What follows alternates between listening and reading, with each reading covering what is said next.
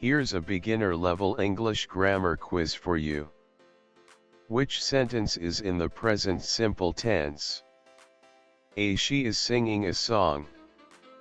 B. They will go to the beach tomorrow. C. I eat breakfast at 7 a.m. every day. Which sentence is in the past simple tense? A. She has been studying for 2 hours. B. They are playing soccer in the park. C. He walked to the store yesterday. Which sentence uses the correct subject-verb agreement? A. The dogs barks in the park. B. The dog bark in the park. C. The dogs bark in the park. Which sentence uses the correct word order? A. The cat on the roof is sitting.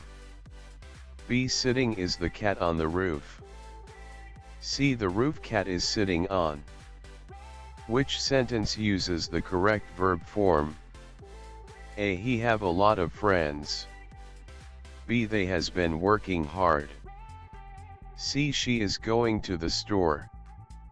Answers. C. She is going to the store. Answers. C. I eat breakfast at 7 a.m. every day.